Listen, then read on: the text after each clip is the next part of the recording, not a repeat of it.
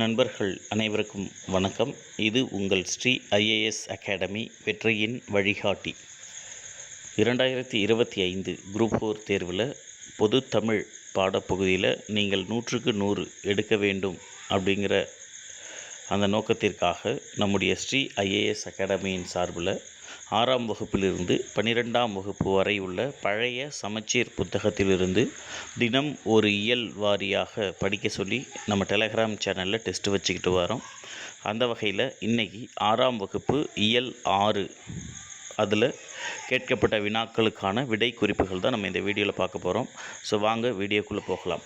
First கேள்வி, கடலில் எதுவாக இருத்தல் வேண்டும் என்று தாராபாரதி கூறுகிறார் அப்படின்னு சொன்னால், அதுதான் ஒரு பாடல் வரியை கொடுத்துருப்பாங்க. கடலில் நான் ஒரு துளி என்று நீ கரைந்து போவதில் பயன் என்ன, கடலில் நான் ஒரு முத்தென்று நீ காட்டு உந்தன் தலை தூக்கு அப்படின்னு சொல்லி. ஸோ அப்போது கடலில் எதுவாக இருக்கணும் அப்படின்னு சொன்னால் முத்து போன்று இருக்க வேண்டும் அப்படின்னு சொல்லி தாராபாரதி சொல்லியிருப்பார்.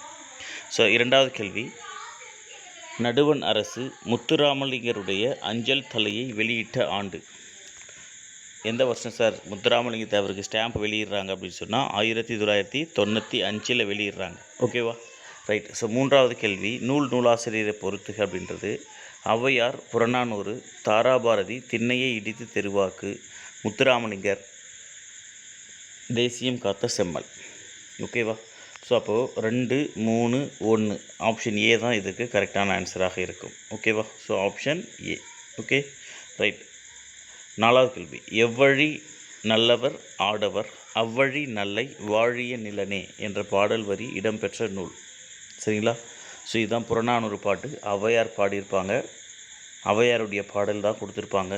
நாடாகு ஒன்றோ காடாகு ஒன்றோ அவளாகு ஒன்றோ மிசையாக ஒன்றோ எவ்வழி நல்லவர் ஆடவர் அவ்வழி நல்லை வாழிய நிலனே அப்படின்னு சொல்லி ஒரு பாட்டு.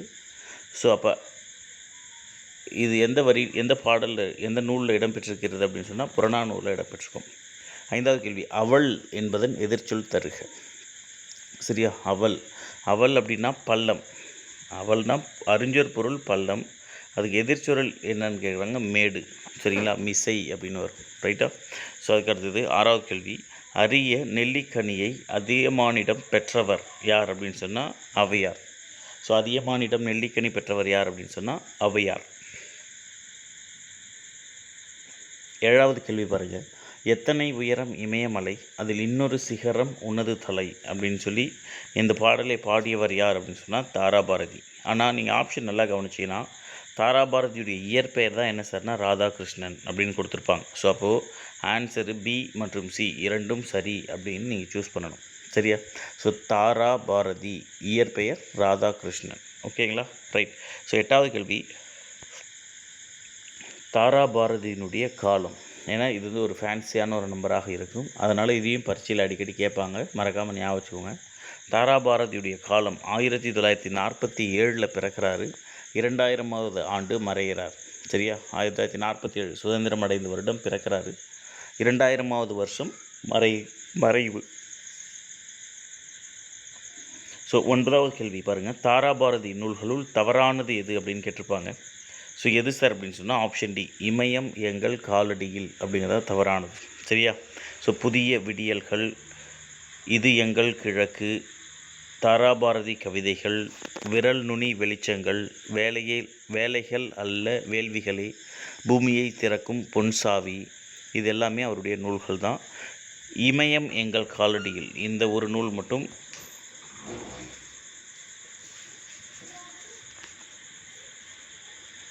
யார் எழுதியிருப்பார் அப்படின்னு சொன்னால் ஆலந்தூர் கோ மோகனரங்கன் எழுதியிருப்பார். ஓகேங்களா.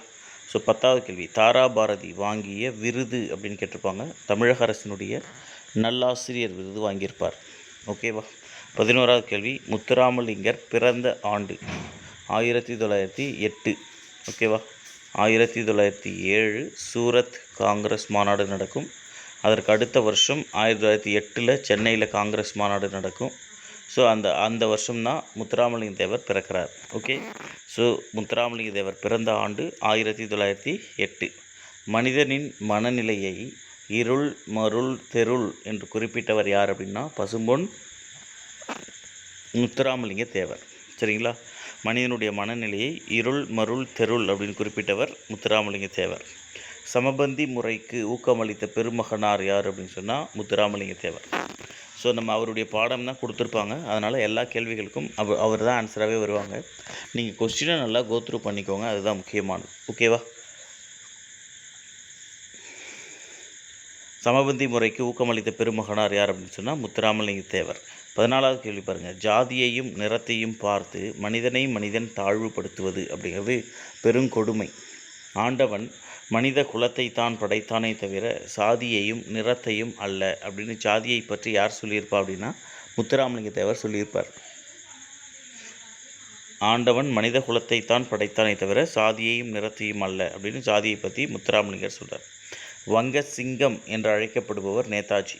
வங்கச்சிங்கம் என்று அழைக்கப்படுபவர் யார் அப்படின்னு சொன்னால் நேதாஜி. வாய்ப்பூட்டு சட்டம் வட இந்தியாவில் யாருக்கு போடப்பட்டது?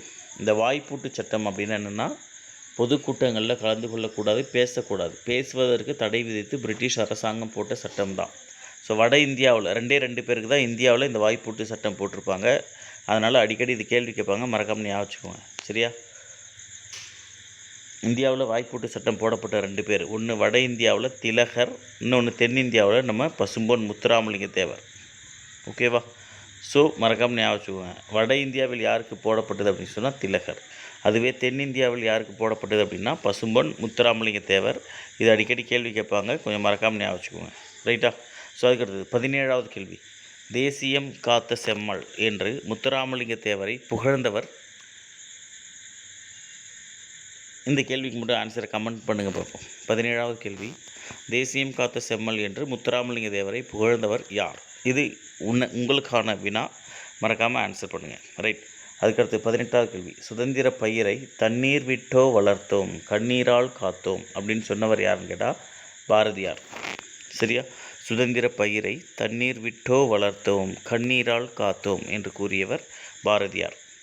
தேவரினுடைய பசும்பொன் முத்துராமலிங்க தேவருடைய 2 கண்களாக போற்றப்படுவது தேசியம், தெய்வீகம்.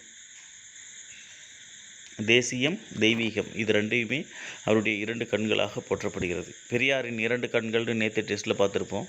மரியாதை, சுயமரியாதை, அது ரெண்டுத்தையுமே அவர் 2 கண்களாக போற்றார். ஓகே. 20வது கேள்வி. வீரம் இல்லாத வாழ்வும் விவேகம் இல்லாத வீரமும் வீணாகும் அப்படின்னு சொன்னவர் யாருன்னு கேட்டால் பசும்பொன் முத்துராமலிங்க தேவர். வீரம் இல்லாத வாழ்வும் விவேகம் இல்லாத வீரமும் வீணாகும் அப்படின்னு சொன்னது தேவர். தேவர் தேர்தலில் வெற்றி பெற்ற வருடங்களில் தவறானது அப்படின்னு கேட்டால் 1963. சரியா? ஸோ 37 ஜெயிச்சிருவார், 46 ஜெயிச்சிருவார், 57 ஜெயிச்சிருவார். 1962 தான் தேர்தல். அதுக்கடுத்து 1967 இதில் தான் அண்ணா ஜெயிச்சு முதல்வராக வராரு. இதில் காமராஜர் ஜெயிக்கிறார். ரைட்டா? ஸோ அப்போது 1962 தான் தேர்தல் நடைபெறும். இந்த தேர்தலில் தான் முத திமுக போட்டியிடும், தேர்தலையே பங்கேற்கும். ஓகே. ஸோ அண்ணா எதிர்க்கட்சி தலைவராக இருப்பார், காமராஜர் முதல்வராக இருக்கிறாரு. ஸோ அந்த தேர்தல் தான் நமக்கு கொடுக்கப்பட்டிருக்கக்கூடிய ஆப்ஷன் படி 63 தேர்தல் எதுவும் நடைபெறாது. ஓகே. ஸோ 22வது கேள்வி. எத்தனை சிற்றூர்களில் தேவர் தமக்கு சொந்தமாக இருந்த நிலங்களை உழுத தாழ்த்தப்பட்ட மக்களுக்கு பங்கிட்டு கொடுத்தார் அப்படின்னு கேட்டிருப்பாங்க. மொத்தம் 32 ஊர்கள்.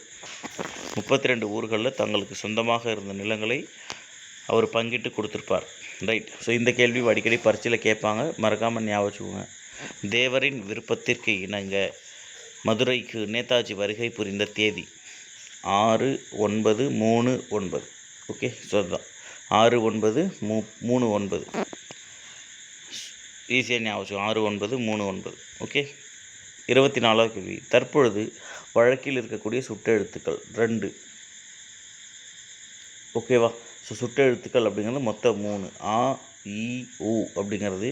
இதில் உ அப்படின்னு சொல்லக்கூடிய இந்த சுட்டெழுத்து தற்பொழுது வழக்கில் இல்லை. ஆ, இ அப்படிங்கிற 2 சுட்டெழுத்துக்கள் தான் வழக்கில் இருக்கிறது. ஓகேவா? ரைட். 25வது கேள்வி. எந்த எழுத்து அழுத்தம் கொடுத்து சொல்ல பயன்படுகிறது? ரைட்டா? அதாவது சொல்லுக்கு அழுத்தம் தரக்கூடிய எழுத்து எது அப்படின்னா ஏ அப்படிங்கிற எழுத்து தான். ஓகே. ஸோ இப்போ உதாரணத்துக்கு அவன் செய்தான் இந்த வாக்கியத்திற்கும் அவனே செய்தான் இந்த வாக்கியத்திற்கும் ஒரு மாறுதல் ஏற்படும். ஓகேவா? ஸோ அவன் செஞ்சான், அவன் தான் செஞ்சான், ஓகேவா? ஸோ அவனே செய்தான் அப்படிங்கிறதுக்கும் ஒரு அழுத்தம் இருக்கும். ஸோ அப்போ சொல்லுக்கு அழுத்தம் தர பயன்படக்கூடிய எழுத்து எது அப்படின்னு சொன்னால் ஏ அப்படிங்கிற எழுத்து. ஸோ இதுதான் இயல் 6ல் இருக்கக்கூடிய முக்கியமான 25 கேள்விகள். இது போன்ற தினம் ஒவ்வொரு இயலாக படிங்க, ஒவ்வொரு இயலாக தேர்வு வைக்கிறோம். நம்முடைய ஸ்ரீ ஐஏஎஸ் அகாடமியுடைய டெலகிராம் சேனலை தொடர்ந்து ஃபாலோ பண்ணிக்கோங்க. Wish you all the best. Thank you.